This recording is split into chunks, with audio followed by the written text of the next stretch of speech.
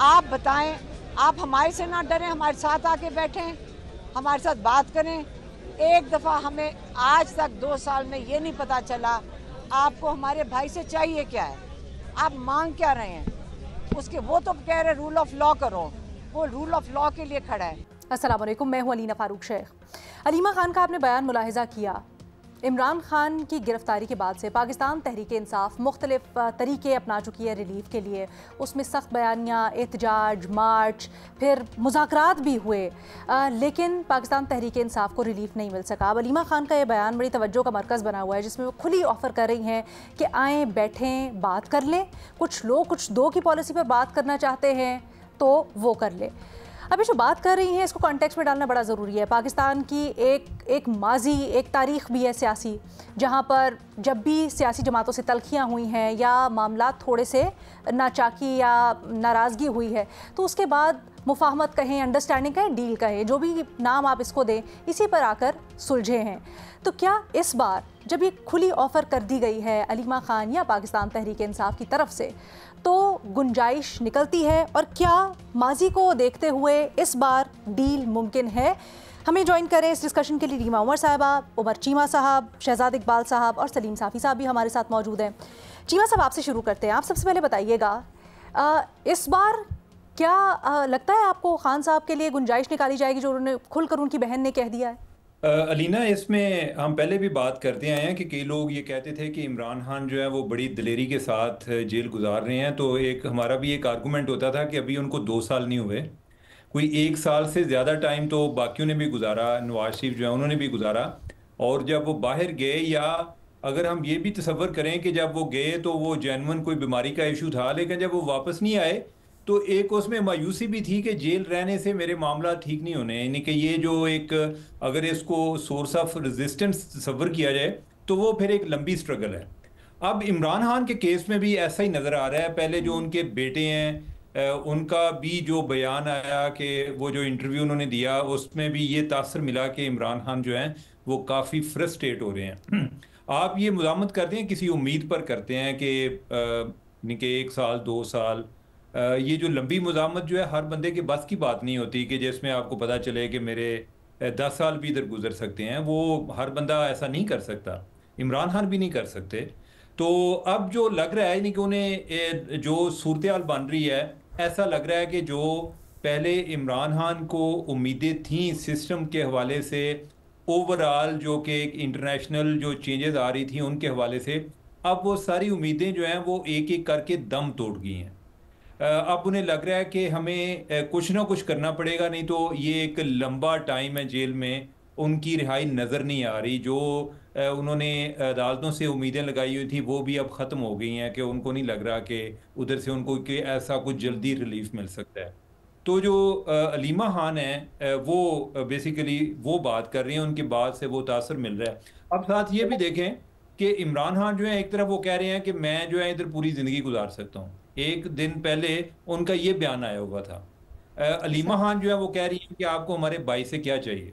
तो मैं तो इसकी तशरीह जो करता हूँ वो यही है कि जो असल बात है वो अलीमा खान वाली है। इमरान खान जो अपना बयान दिया वो एक रिकॉर्ड की खातिर भी, कि उनके लोग जो हैं वो भी ये सोचें कि चलिए हमारा सर, थोड़े लीडर अगर डेटा। प्रैक्टिकल हो जाए उमर साहब, अगर हम थोड़े से प्रैक्टिकल हो जाएं, तो माजी में भी हमने देखा इस तरह की सियासी बातें या सियासी बयानबाजी तो होती रहती है, लेकिन फिर मामलात बाद में आके तो किसी ना किसी अंडरस्टैंडिंग के ऊपर ही ख़त्म होते हैं ना। इस दफ़ा कितनी गुंजाइश है, या इस दफ़ा आपको लगता है कि कोई रिलीफ मिलेगा, कोई अंडरस्टैंडिंग हो सकती है? अलीना, इसमें देखें कि इमरान खान, आप ये अलमिया भी देखें कि इमरान खान चाह रहे हैं कि मैं एस्टेब्लिशमेंट से बात करूं। एक तरफ उनका वो कहते हैं कि मैं एस्टेब्लिशमेंट के खिलाफ लड़ रहा हूं, वो एस्टेब्लिशमेंट के साथ बात करना चाह रहे हैं, और वो कह रहे हैं मैं जमहूरियत के लिए लड़ रहा हूं, या जमहूरियत के लिए यानी कि उसकी बहाली के लिए कुछ करना चाहता हूं। दूसरी तरफ से इसरार यह है कि आप सियासी जमातों के साथ बात करें। इमरान खान उनके साथ बात करने को तैयार नहीं है। आइडियली अगर हम यही समझ लिया जाए कि जमहूरी जो जो सियासी ताकतें हैं वो कमज़ोर हैं, तो फिर भी उनके साथ मिलके अगर ये जमहूरी सिस्टम को बेहतर बनाना चाहते हैं तो कोई उनके साथ मिलके कोई इन्होंने कुछ ज़ाब्ते तय करने हैं ना, वो उधर आने को तैयार नहीं है। वो बार बार जाते हैं जी कि एस्टेब्लिशमेंट जो है हमारे साथ बात करे। तो मुझे ये लग रहा है कि अल्टीमेटली होना इनका तब भी है कि इनकी जो बात होगी जो भी रास्ता है वो इनका पार्लियामेंट के जरिए या एटलीस्ट जो सियासी जमातें हैं अच्छा, उनके साथ मुज़ाकरात होंगे तो बात आगे बढ़ेगी। एस्टैब्लिशमेंट से आपको नहीं लगता कि कोई गुंजाइश है इस वक्त? ये नहीं लगता कि कोई कोई खास है, वजह इस चीज की? तो उन्होंने भी करना है, मुख्तसरन मुझे बस बता दीजिएगा कोई इसकी खास वजह। देखिए, एक तो ये है कि वो इन पर एतबार भी नहीं करते, यानी कि अच्छा, वो ट्रस्ट नहीं करते। और दूसरा ये है कि इस्टेब्लिशमेंट और जो बाकी जमातें हैं वो ऑन बोर्ड भी हैं, तो वो चाहते हैं कि जो अगर कोई सियासी बात करनी है वो इनसे करें। अगर उनसे करेंगे, कोई एक दो मीटिंग भी होगी, तो जो पीटीआई है वो ट्रांसपेरेंसी तो उनमें अच्छा, बहुत ज्यादा एतबार है, वाली वो बात आके आपने बड़ी दिलचस्प कही है शहजाद। एतबार तो नून लीग पे भी नहीं था ना, बट हमने देखा वहां पर भी मामला सेटल हो गए, वहां पर इससे ज्यादा खराब थे, वहां पर तो एक तारीख रही है नाराजगियों की। बट इस दफ़ा आपकी क्या क्या फोरसाइट है, कितनी गुंजाइश है इस वक्त? क्या इस बार खान साहब को या उनकी पार्टी को गुंजाइश मिल सकती है, एंटरटेन किया जाएगा? बहुत शुक्रिया अलीना। मैं आपकी इस बात से अग्री नहीं करता कि जितने ताल्लुकात नून लीग के खराब थे या नवाज शरीफ के खराब थे एस्टैब्लिशमेंट से, उससे कम इमरान खान के ताल्लुकात खराब है। मेरे ख्याल से बहुत ज्यादा फर्क है। इमरान खान के ताल्लुकात बहुत ज्यादा खिलाफ है, क्योंकि ऑब्वियसली इमरान खान ने जो लबो लहजा इस्तेमाल किया है और एस्टैब्लिशमेंट की जो सख्तियां रही हैं इस दौर में, मेरे ख्याल से वो उससे ज्यादा है। और फिर नवाज शरीफ साहब के पास एक बड़ा एडवांटेज था शहबाज शरीफ साहब की सूरत में, जो किसी भी सूरत में लड़ना नहीं चाहते थे एस्टैब्लिशमेंट से। तो मुझे नहीं लगता कि ये एनालिसिस दुरुस्त है कि नवाज शरीफ साहब के ताल्लुकात ज्यादा खराब थे एज कम्पेयर टू जो इमरान खान के रिलेशनशिप है एस्टैब्लिशमेंट के साथ। दूसरा, इस बात से मैं उमर की बिल्कुल इत्तेफाक करता हूं कि तहरीक इंसाफ ने कई चीजों से उम्मीदें लगा के रखी थी। पहले शायद उनको लग रहा था कि इमरान खान इतने बड़े लीडर हैं कि उनको जेल किया नहीं जा सकता, जेल कर देंगे तो अदालतें सजा नहीं देंगी, लेकिन ये भी हमने होते हुए देखा इलेक्शन से पहले। फिर जब इलेक्शन में एक बड़ी मेजॉरिटी ने उनको वोट दिया, तो उसके बाद भी उनकी उम्मीदें थी कि शायद ये सेटअप जो है इस माशी सूरत हाल में ज्यादा चल नहीं पाएगा, इनके पास पॉपुलर वोट नहीं है, तो ये एक जरिया बनेगा इमरान खान की रिहाई का, लेकिन ये भी नहीं हुआ। फिर उनकी जो है बहुत सारी उम्मीदें थी कि हम अदलिया के जरिए हमें जो है कोई ना कोई रिलीफ मिलेगा, लेकिन 26वीं तरमीम और इसके अलावा जो कानून साजी की गई, इसके बाद वो अदलिया वाला रास्ता भी बंद हो गया। जो तहरीक इन्होंने चलाने की कोशिश की उसमें भी उनको कामयाबी नहीं हुई। ट्रंप साहब से उम्मीद थी, उसमें भी कोई उनके हक में बयान नहीं आया, क्योंकि वो तो एक्सपेक्ट कर रहे थे कि शायद ट्रंप साहब कोई ट्वीट करेंगे, कोई बयान करेंगे, जिसके बाद इमरान खान की रिहाई मुमकिन हो जाएगी। उसके लिए उन्होंने काफी लॉबिंग भी वहां पे की। फिर उनकी शायद एक उम्मीद थी कि पॉपुलर अगर वो नहीं होगी एस्टैब्लिशमेंट, तो कभी ना कभी इमरान खान जो है वो बाहर आ जाएंगे। लेकिन अब आप ये कह सकते हैं कि जो इंडिया के साथ जंग वाला मामला था, उसमें भी एक पॉपुलैरिटी सपोर्ट भी एस्टैब्लिशमेंट को हासिल हो गई है। तो ये उम्मीदें तो उनकी जो थी वो कामयाब नहीं हुई हैं। लेकिन मैं कोई इस पे हतमी राय कायम नहीं कर सका हूं कि इमरान खान या उनकी फैमिली या उनकी पार्टी की एग्जैक्ट इस वक्त हिकमत अमली है क्या। बहुत ही कंफ्यूजिंग बयान आते हैं, मुख्तलिफ किस्म के बयान आते हैं।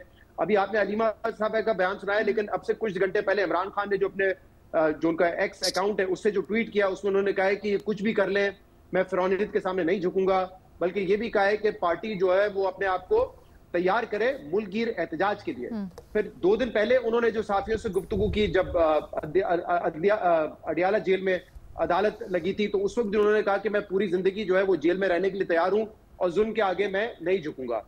तो अब उस बयान को दुरुस्त माने या अलीमा खान साहबा जो कह रही है उसको हम इस तरीके से ले कि वो इमरान खान का बयान है, क्योंकि आपने जो कहा ना कि एक खुली पेशकश है इमरान खान की तरफ से, ये बात तो है कि एस्टैब्लिशमेंट से वो बात करना चाहते हैं, लेकिन अलीमा खान ने जो कहा है वो खुली पेशकश है इमरान खान की। I don't have any evidence कि ये वाकई है या नहीं है, क्योंकि इमरान खान का ट्विटर अकाउंट जो है वो कुछ और बोल रहा है। तो मुझे लगता है कि अभी जो उम्मीदें टूटी हैं उसके बाद एक स्टेट ऑफ कंफ्यूजन में जरूर है तहरीक इंसाफ के आगे कैसे बढ़ा जाए। एक चीज पे वो बहरहाल आप कह सकते हैं कि कंसिस्टेंट है कि वो एस्टैब्लिशमेंट से बात करना चाहते हैं। अब वो बातचीत क्या कोई डील के नतीजा होगी कि गिव एंड टेक होगा, या वो जो बात कर रहे हैं वो होगी कि रूल ऑफ लॉ हो और सब कुछ हो। आप ये कह सकते हैं वो पब्लिक कंजम्पशन की बात है, लेकिन गिव एंड टेक में क्या हो सकता है मेरे पास अभी कोई रिसेंट इत्तलात नहीं है, लेकिन मैं आपको बता सकता हूं, मैंने इस पे स्टोरी भी की थी कि कुछ महीने पहले तक तो ये ऑफर थी कि इमरान खान साहब जो है वो उनको बनी गाला शिफ्ट कर देते हैं, कोई गारंटी दे दे कि एटलीस्ट 4 साल के लिए वो कोई ऐसी तहरीक नहीं चलाएंगे जिससे हुकूमत जो है वो डिस्टेबल हो। तो हुकूमत चलने दें, अर्ली इलेक्शंस पे बात हो सकती है, लेकिन उससे पहले किसी किस्म जो सेटअप है वो नहीं जा सकता, और उसके बाद हम बैठ के बात कर सकते हैं कि फ्री एंड फेयर इलेक्शन होंगे, क्या होंगे। तो वो 4 साल का था कि 4 साल 2028 तक जो है ये सेटअप चलने दें। आई डोंट नो कि वो ऑफर अभी भी उनके सामने है या नहीं है। जो अलीमा साहबा की आप बात कर रही हैं उसको भी आई डोंट नो कि कोई ऐसी कि क्या ऐसी चीजें जो उनसे इस वक्त मांगी जा रही है। पहले तो खामोशी मांगी जा रही थी ना कि आप खामोश हो जाएं तो आपको हम हम कोई रास्ता निकालेंगे, आपके लिए आसानियां होंगी, जिसमें अल्टीमेटली ये होगा कि आप बनी गाला शिफ्ट हो जाएं, या ये ऑफर थी कि आप मुल्क से बाहर चले जाएं। तो ये ऑफर्स तो रही है, अब मुझे ही पता है, क्योंकि आप देखिए अगर अलीमा साहबा का बयान, तो उसमें आप तो एक पहलू उसका सुन रही है, बाकी तो वो तनकीद ही कर रही है। तो अगर अलीमा खान सच और हक की बात कर रही है, तो फिर वो ये साथ में ये भी कह रही है कि एमएनएस को धमकियां लगाई जा रही है, अदालती निजाम आपने जो है मफलूज करके रख दिया है। सिर्फ वो तो इल्जाम पूरे एस्टैब्लिशमेंट पे लगाती है। तो मुझे लगता है कि अभी तक थोड़ा स्टेट ऑफ कंफ्यूजन में तहरीक इंसाफ, एग्जैक्टली क्लैरिटी नहीं है उनके पास कि वो आगे कैसे बढ़ना चाहते हैं। क्या मज़ाहमत की तहरीक जिंदा रखेंगे, क्योंकि इसमें सबसे इंपॉर्टेंट पॉइंट इमरान खान के लिए जो नजर आता है वो उनका वोट है। वो समझते हैं कि अगर मुझे बनी गाला में शिफ्ट किया या बाहर चला जाऊं तो मेरा जो एक पॉपुलैरिटी है उसको नुकसान होगा। तो अगर मैंने ये भी डिस्कस कर चुके हैं, शायद ये भी एक फैक्टर है जिसकी वजह से खान साहब की जो बात है जो भी वो आगे नहीं बढ़ पा रही, राइट? अच्छा, सलीम साफी साहब आप कहिएगा सर, कुछ लोग की हम बात कर रहे हैं, क्या समझते हैं इस वक्त सियासत में, और क्योंकि ख़ासकर ये जो अभी सारा का सारा भारत और पाकिस्तान के दरमियान कशीदगी हुई, इसमें जो हुकूमत की कारकर्दगी रही उसने चीज़ों को काफ़ी बदला, पब्लिक सेंटिमेंट को भी काफ़ी बदला। क्या समझते हैं इसके बाद इमरान खान रियासत के लिए पाकिस्तानी सियासत में उस तरीके से रेलिवेंट है जिस तरह से पहले थे? क्या ऐसा कुछ लोगों की पोजीशन भी है? देखिए, इमरान खान साहब जब मुज़ाकरात की बात करते हैं तो वो ये कहते हैं कि मैं इस्टेब्लिशमेंट से बात करूंगा, और इस्टेब्लिशमेंट का कहना ये है कि आप पॉलिटिकल फोर्सेस से बात करें। इस्टेब्लिशमेंट बराह रास्त बातचीत करती भी है और करती चली आ रही है माजी में, लेकिन आप देखें कि परवेज़ मुशर्रफ ने तब पीपल्स पार्टी के साथ बातचीत शुरू की जब उस वक़्त वो मायूस हो गए मुस्लिम लीग काफ से, और मुस्लिम लीग काफ और उनके दरमियान अनबन आ गई थी।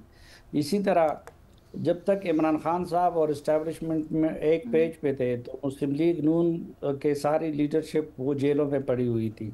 लेकिन जब इमरान खान साहब और इस्टेब्लिशमेंट के ताल्लुकात ख़राब हो गए तो उस सूरत में इस्टेब्लिशमेंट ने डायरेक्ट डील की या मुज़ाकरात किए मुस्लिम लीग नून के साथ।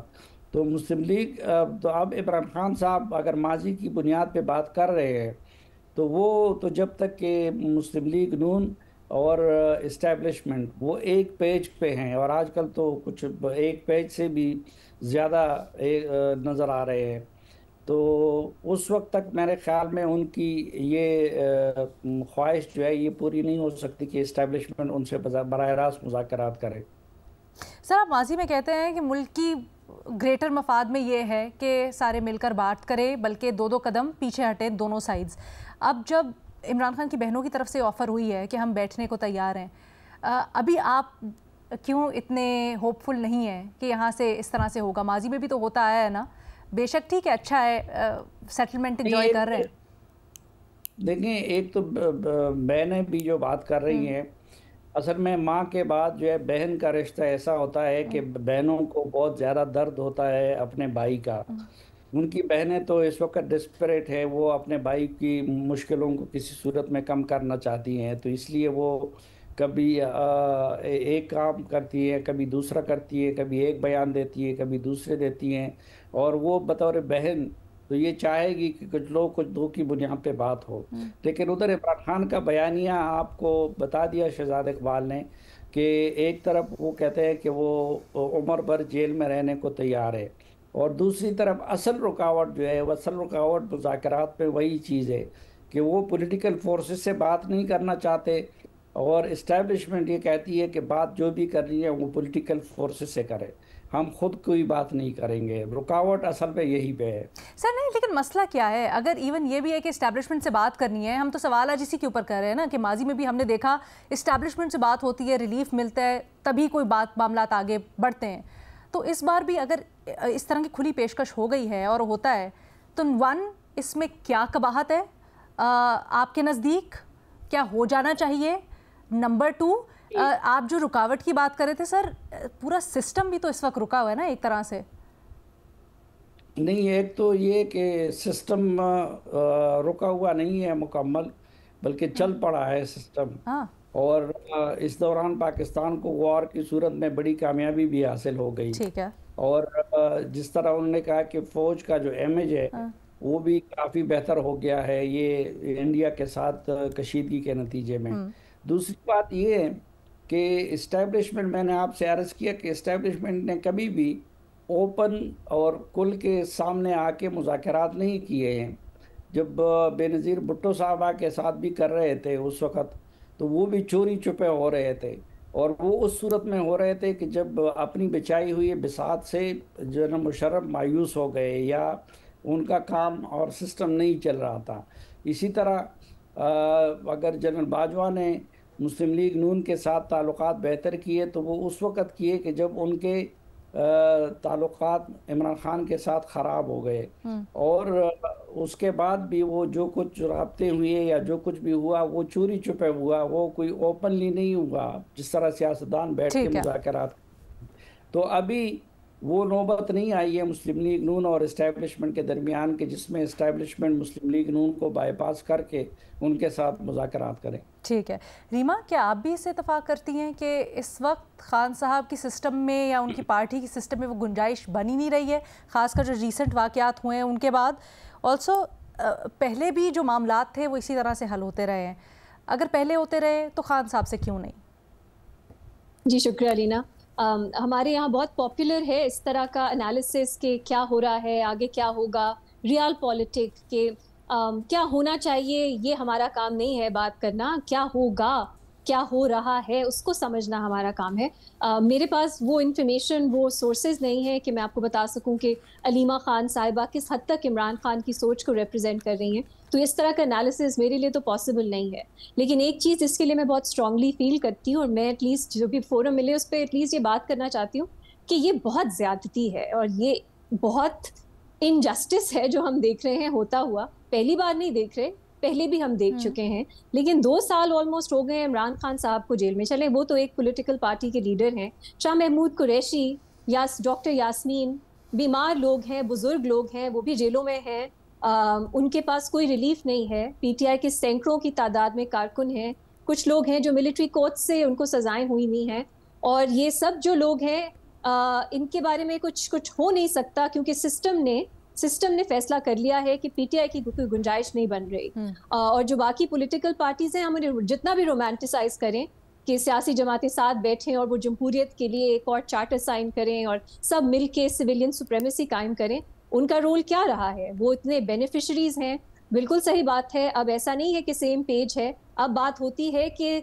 2 जिस्म है, जान एक है। इतनी क्लोजनेस जो आपने पूरा हर इंस्टीट्यूशन, हर आइन आपने बदल दिया एस्टैब्लिशमेंट को एक लेजिटिमेसी देने के लिए, तो इस पे मैं तो बिल्कुल इस पे गिला नहीं कर सकती कि इमरान खान साहब क्यों सियासी जमातों से बात नहीं करते और एस्टैब्लिशमेंट का क्यों नाम लेते हैं। माजी में हमने यही देखा है कि जो आपका हरीफ होता है, अगर वो पॉलिटिकल पार्टी ही एक हो, तो आप उसके अलावा सबके साथ कोई कोलिशन बनाने की कोशिश करते हैं, एस्टैब्लिशमेंट से बात करके ही आगे आपके मामला चलते हैं। तो यहाँ पे ये एक्सपेक्ट करना कि गलती इमरान खान साहब की है कि वो एक जाबिर सिस्टम जो उन पे एक तरह से इम्पोज किया गया है, उसमें पॉलिटिकल पार्टी से बात नहीं कर रहे और एस्टैब्लिशमेंट से बात करने का कहते हैं, ये उनका कसूर है। मुझे ये फ्रैंकली उतनी ही एकेडमिक बात लगती है जितनी लोगों को ये लगती है कि पाकिस्तान में आइन या रूल ऑफ लॉ या डेमोक्रेसी होनी चाहिए। ये भी वही मुझे फ्रैंकली सेम बात लगती है। तो लीना, मुझे नहीं मालूम आगे क्या होगा। माजी कुछ हद तक आपको एक प्रेसिडेंट दिखाता है, लेकिन हर सिचुएशन के अपने तकाजे होते हैं। जो पार्टीज हैं वो मुख्तलिफ होती हैं। यहाँ पे पीटीआई वर्सेस एवरीबडी है, ये भी कम ही होता है तारीख में। हमने देखा है कभी कुछ सियासी जमातें हैं वो इकट्ठा, मुशर्रफ के टाइम पे आप देख लीजिए, पीपल्स पार्टी, नून लीग, दोनों विक्टिमाइज हो रहे थे। उन्होंने साथ और मूवमेंट्स करके एस्टैब्लिशमेंट के अंदर मिलके मुशर्रफ को निकाला। इस तरह हमने देखा है कि मुख्तलिफ मूवमेंट बिल्डिंग होती है। इस वक्त क्या हो सकता है मुझे फ्रैंकली नहीं मालूम, क्योंकि सिस्टम भी, इकोनॉमी भी जो है वो, हमारा एक आइडिया था ना कि इकोनॉमी, मुआशी स्टेबिलिटी नहीं आ सकती जब तक पॉलिटिकल स्टेबिलिटी ना हो। कितने मुमालिक में हमने देखा है वहाँ जमहूरियत, पॉलिटिकल पार्टिसिपेशन है ही नहीं, लेकिन वो इकोनॉमिकली स्ट्रॉन्ग कंट्रीज हैं। क्या पाकिस्तान में इस बुनियाद पे सिस्टम जो है वो हिलेगा? We don't know. क्या एस्टैब्लिशमेंट के अंदर कुछ म्यूटनी होगी या आप कह लें डिफरेंस ऑफ ओपिनियन आएगा जो कहेगा सिस्टम ऐसे नहीं चल सकता? वो भी अब उसके इम्कानात कम लग रहे हैं। तो क्या ऐसा होगा? तो क्या हम एक ऐसा तारीख के ऐसे दौर में है जहां वो माजी के प्रेसिडेंट्स नहीं काम करेंगे। अब इमरान खान साहब भी एक फोर्स है जो यूनिक फोर्स है, जो इस्टेब्लिशमेंट है उनकी नफरत भी अब एक बहुत पर्सनल नफरत है।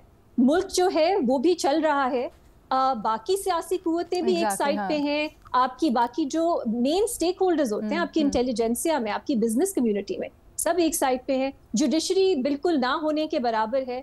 अब रिजर्व सीट्स की वापस अगर मिल गई हुकूमत को सीट्स, तो कोई भी आईनी अमेंडमेंट पास कर सकती है।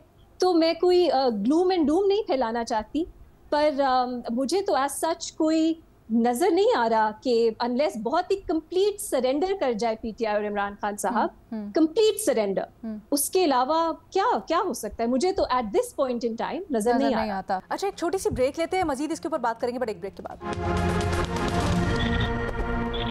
Welcome back. हम बात कर रहे हैं ये जो इमरान खान की बहन की तरफ से बैठकर बातचीत करने की खुली अब ऑफर की गई है। उमर चीमा साहब, ब्रेक पे जाने से पहले रीमा ने कहा कि आपका ये कहना कि इमरान खान या पीटीआई सिविलियन हुकूमत के साथ ही बैठकर बात करे, इस्टेब्लिशमेंट से बात ना करे, ये बिल्कुल नाजायज़ है, क्या कहेंगे? देखिए, पहली बात तो ये है कि ओवरऑल मैं तो ये समझता हूँ कि जो हमारा सिस्टम चल रहा था, एक तो जो सिस्टम है इवॉल्व होता है टाइम के साथ। चार्टर ऑफ डेमोक्रेसी के बाद कोई थोड़े बहुत कोई मसले मसाइल आ रहे थे, लेकिन कोई इतना बड़ा इशू नहीं आया था। और जो सारे सिस्टम को ब्रेक किया वो इमरान खान ने आकर किया। हम उनकी बात करते हैं, लेकिन हमें कोई पता है कि क्या इमरान खान जमहूरी आदमी है? यानी कि एक बंदा आके सिस्टम ही ब्रेक कर दे, लोग जो हैं वो एस्टेब्लिशमेंट से निकलना चाहते हो, आप दोबारा उनकी मजबूरी बना दें कि आप भी, यानी कि मैं उनको इस स्टेज पर ले आया हूँ कि आपने भी इनसे बात करनी है। तो अभी भी यानी कि उनकी क्या लड़ाई है? क्या वो ये जमहूरियत के लिए जदोजहद कर रहे हैं? अगर वो जदोजहद कर रहे हैं तो ना तो वो परफेक्ट हैं, अगर बाकी जमातें परफेक्ट नहीं है तो उनको उनके साथ मुज़ाकरात करने चाहिए। वो उनकी तरफ आ ही नहीं रहे, वो एस्टेब्लिशमेंट की तरफ जाते हैं बार बार, और उनका ये ख्याल है कि मैं इन दूसरों को, अपने अलावा मैं किसी को सियासी पार्टी तस्वर नहीं करता, मैं किसी को लीडर तस्वर नहीं करता, मैं किसी को इस अहल तस्वर नहीं करता कि इससे बात हो जाए। तो अब यह है कि अगर वो अपने तजर्बात करना चाहते हैं तो वो सीखें। बाकी उन्होंने हर बंदे को, यानी कि उन्होंने उनके अपने मामलात लोगों के साथ बिगड़े हुए हैं और कोई असूलों की बुनियाद पर भी नहीं। हर किसी को गालियां दी हैं, इल्ज़ाम लगाए हैं। अब ये दूसरे लोग हैं, वो समझते हैं कि ये सिर्फ हमारी ड्यूटी नहीं है कि हम इमरान खान को रेस्क्यू करने के लिए आए। अच्छा, मुख्तसर रखेंगे आर्गुमेंट। रीमा जवाब देना चाह रही है, बिल्कुल छोटा सा, दो छोटे पॉइंट्स। मैं उमर की बात से एग्री करती हूँ इलेक्शंस तक, लेकिन जब इलेक्शंस हो गए और इमरान खान साहब को लोगों ने वोट दिए, तो उसके बाद ये बात कहना कि वो किस चीज़ के लिए स्टैंड करते हैं, उन्होंने कैसे डैमेज किया, ये इंपॉर्टेंट बातें हैं। अगर हम तारीख में पाकिस्तान का इस दौर पे कोई लिखेगा, बिल्कुल ज़रूर लिखना चाहिए इमरान खान साहब का कितना डैमेजिंग रोल था। लेकिन उसके बाद जो बाकी पॉलिटिकल पार्टीज ने कर रही हैं, ये किस वैल्यू के लिए या किस प्रिंसिपल के लिए खड़ी हैं? क्या जमहूरियत के लिए? वो एस्टैब्लिशमेंट को इस कदर रोल दे दिया है हर चीज में, मतलब कुछ हमें उनसे भी एक्सपेक्ट करना चाहिए, वरना सारी अब एक्सपेक्टेशंस इमरान खान साहब से क्यों? वो तो मान लिया उन्होंने बहुत डैमेज किया जमहूरियत को, अब सियासी जमातें क्या कर रही हैं? उमर चीमा कुछ कहना चाह रहे हैं, प्लीज जल्दी से। हाँ, मैं इसमें ये कहना चाह रहा हूँ, पहली बात तो ये है कि वो इलेक्शन जिस तरह जीत के आए ना, बाकियों को बिल्कुल बांध के तो इनको इलेक्शन जितवाया गया था। दूसरी बात यह है, मैं कहता हूँ कि हम उसको भी भूल जाते हैं। क्या आज इमरान खान इस बात को मान रहे हैं कि उन्होंने गलत किया? उन्होंने अपनी किसी गलती का इतराफ किया? उनकी अपने जो सियासी मुखालफीन हैं उनके बारे में आज उसी तरह बरकरार है। सॉरी, आपके इलेक्शंस, वो जमहूरियत हैं, बाकी लोग जो है ना वो 2024 के इलेक्शंस की बात करी थी, 2018 की नहीं। यहाँ पे पीटीआई को बांधा हुआ था, उनसे तो सिंबल ले लिया था, फिर भी उन्होंने इलेक्शन है ना। इनके रीमा बात ये है ना कि 2018 में किसी और को बांधा हुआ था। एग्जैक्टली, तो हम तब मजम्मत करते थे ना उमर, अनकंडीशनली करते थे। अब जो है हम बात ये है, नहीं मैं इस चीज से डिसएग्री करता हूँ कि ये जो हम हर टाइम मजम्मत करते रहते हैं ना, उसमें यह है कि हमें इनका हल तलाश करना चाहिए। एक टाइम एक बंदे ने मारा, हम उस टाइम मजम्मत कर दी, दूसरे ने मारा, मजम्मत कर दी, हम आगे नहीं बढ़ पाते। ठीक है, हमें को आगे बढ़ने के लिए कोई तरीका इख्तियार करना चाहिए, और वो तब होगा कि जब ये सियासी जमातों के साथ मिलके कोई रूल्स ऑफ गेम पर कोई एग्री करे। अच्छा, इसके ऊपर शहजाद, ठीक है, अच्छा इसके ऊपर शहजाद की राय जरा जानते हैं। शहजाद, मैं कहना चाह रहा था कि देखिए, फ्रंट पे बेशक आप सियासी जमातों को रख लें, जब तक लेकिन एस्टैब्लिशमेंट की गोहेड नहीं होगा और पीछे से उनकी सपोर्ट नहीं होगी, किसी किस्म का डायलॉग नहीं हो सकते। या तो फिर हम ये माने कि आज अडियाला जेल में जो मुलाकातें नहीं होती या नहीं करवाई जाती, फिर शहबाज शरीफ साहब कर रहे हैं या पंजाब में मरियम नवाज साहब कर रही हैं। अगर तो हम ये मानते हैं तो फिर ठीक है, जाहिर सी बात है, जो कर रहा है आप उन्हीं के साथ बैठ के बात करेंगे कि ये आप ना करें। ये नहीं हो सकता कि आप ये कहें कि नहीं, मुलाकातें जो बंद करना है ये कोई और है, कोई तीसरा हाथ है वो कर रहा है, लेकिन मुज़ाकरात जो है वो फिर सियासी जमातों से होंगे। ये हम सबको पता है कि इस वक्त जो सियासी जमातें हैं फ्रंट पे, वो किस हद तक क्या नेगोशिएट करेंगी और क्यों नेगोशिएट करेंगी। इस वक्त क्या बात मुकम्मल कर लूं, इस वक्त जो सबसे बड़े बेनिफिशियरी हैं सिस्टम के, वो ये जमातें हैं, तो वो अपना मैंडेट क्यों किसी को देंगी? वो क्यों चाहेंगे कि इमरान खान निकले? वो तो यही चाहेंगे ना कि इमरान खान और एस्टैब्लिशमेंट में जितने फासले पड़ेंगे उतना उनके लिए बेनिफिशियल है। तो ये मेरे ख्याल से कहना कि हाँ सिंपली सियासी जमातें बैठ के बात करें, ठीक है, जज़न पॉइंट आ गया। 30 सेकंड प्लीज, मुझे साफी साहब की भी बात शामिल करनी है, 1 सेकंड दे दें साफी साहब। देखिए, इमरान खान साहब ने भी यही किया था, जितना वक्त उन्होंने गुजारा तो उनकी ये कोशिश थी कि एस्टेब्लिशमेंट और अपोजिशन लड़ती रहे। अच्छा, अभी तो फिर भी लोग उनसे कहते हैं कि आप अपोजिशन हुकूमत के साथ बैठे। उस वक़्त वो जब कश्मीर वगैरह पे और इस तरह के मामलात पे इजलास होते थे तो उसमें भी वो खुद नहीं बैठते थे, वो जनरल बाजवा साहब के साथ पॉलिटिशियन को बिठाते थे। तो ये चीज़ें जो है खुद उनके दौर में हुई हैं। या इसी तरह अगर आज इमरान खान साहब की मुलाकातों का इंतज़ाम मरियम नवाज़ नहीं कर रही है तो ये भी हमें मालूम है कि मरियम नवाज़ का जब दरवाज़ा तोड़ा गया था तो वो भी उस वक्त के वज़ीर आला या किसी और ने नहीं किया था। लेकिन ये बात इस हद तक रीमा की ठीक है कि देखिए, पहले भी अगर पॉलिटिशियन के साथ ज़्यादती हुई थी, उनके खिलाफ अदलिया को इस्तेमाल कर दिया था, तो हमने अगर उनकी मजम्मत की थी, तो आज अगर इमरान खान साहब के साथ ज़्यादती हो रही है तो हमें उनको भी बुरा कहना चाहिए। ठीक है, 30 सेकेंड्स उमर ने ये बात की, मुझे मेरा ख्याल ये इम्पोर्टेंट है कि मजम्मत करने से क्या होता है, हमने देखना है आगे का रास्ता क्या है, सोल्यूशन की तरफ जाना है। लेकिन ये बात मुझे ना अनईजी करती है, क्योंकि आप कहीं भी देख लें, अमेरिका में इस वक्त डोनाल्ड ट्रंप जो कर रहे हैं, वहाँ पे भी जो आवाज़ें उठ रही हैं वो मजम्मत तो करती है ना, वो फ्रेमिंग तो सेट करती हैं कि जो हो रहा है वो गलत हो रहा है। भारत में जो हो रहा है उसमें भी फ्रेमिंग तो सेट होती है, आप मजम्मत से शुरू करते हो, फिर आप बात करते हो कि आगे का रास्ता क्या है। ये क्लैरिटी कभी कभी मुझे लगता है मिस हो जाती है हमारी डिबेट से, और मेरे लिए एटलीस्ट ये बहुत क्लियर है कि इस वक्त पीटीआई इमरान खान साहब के साथ ज्यादती हो रही है। माजी में उन्होंने जो किया, अब हम कह रहे हैं वो अपोलोजाइज क्यों नहीं करते, वो मानते क्यों नहीं है, ये सब अपनी जगह। ये प्री कंडीशन नहीं हो सकती कि तब तक आप जेल में रहें। ये कहीं कोई रूल ऑफ लॉ, कोई आइन, कोई डिसेंसी यहाँ पे है। ठीक है रीमा, आपको पॉइंट है कि जल्दी से जवाब दे देते हैं, हमारे पास प्रोग्राम में वक्त बिल्कुल खत्म हो रहा है। चीमा साहब, मैं रीमा की इस बात से इस हद तक एग्री करता हूँ कि अगर कोई किसी को एहसास हो तो फिर तो हमें उसके साथ चलना चाहिए। एक बंदे को एहसास ही नहीं है, वो अपनी गलती को मान ही नहीं रहा, वो उस लड़ाई का हिस्सा रहना चाहते हैं। तो अच्छा रीमा, बेसिकली और बाकी सब ये कह रहे हैं गलत होता है, उसके लिए ये शर्त नहीं हो सकती कि एहसास हो या माफी हो या आपने गलत किया, इस चीज का पछतावा। मेरे ख्याल में मैं तो है एटलीस्ट अगर कोई बंदा एहसास करेगा तो मैं उसका तब साथ दे सकता हूँ। अगर उसको अपने लेवल पर बिल्कुल एहसास नहीं है तो मैं कोई, मेरे पे ये मेरी मजबूरी नहीं है कि मैं मजम्मत करूं। सादा अल्फाज में आप ये कहना चाह रहे हैं कि जब तक माफी नहीं होगी तब तक आगे बढ़ने का। माफी की भी मैं माफी की बात नहीं कर रहा, मैं इतराफ की बात कर रहा हूं। अच्छा, एक मिनट, इतराफ जो है इस चीज की अलामत होती है कि आप अपने एक्शन को रिव्यू कर रहे हैं और आइंदा उसको रिपीट नहीं करेंगे। ठीक है, मेरे लिए इतराफ बहुत इंपॉर्टेंट है। अगर कोई बंदा इतराफ नहीं करता तो फिर उसकी लड़ाई है, तो उसकी अपनी चॉइस की थी, लड़ता रहे वो। शहजाद जल्दी से साहब, ये एतराफ और जो आप कह रहे हैं कि एहसास होना चाहिए, क्या ये जो मौजूदा पार्टीज हैं इनको ये एहसास है? क्या इन्होंने आपके सामने कभी एतराफ किया है कि हमने अदलिया का निजाम का बेड़ा गर्क कर दिया, 26वीं तरमीम लाके हमने पैका कवानीन 2016 में लेकर आए, दोबारा लेकर आए, हमने मीडिया की आवाज बंद करने की कोशिश की। सर वो तो बैच की तरह पहनते हैं ना, ये एतराफ किया है? नहीं, इन सियासी जमातों ने कब एतराफ किया है? जो पावर में होती है, हम ये देखते हैं कि उस वक्त उनको वन पेज पे होना सूट कर रहा होता है। जब वो पावर से हट जाती हैं तो वो जमहूरी बन जाते हैं और फिर वो आवाजें कसने लगते हैं। आज जो पीटीआई की पोजीशन है, कल अगर इमरान खान दोबारा इख्तिदार में कभी ना कभी अगर आ जाते हैं और फिर वो दोबारा उनका तर्ज अमल वही होगा, उसको आप कॉल आउट करेंगे उनको। लेकिन इस सेटअप में भी तो किसी ने एतराफ नहीं किया ना।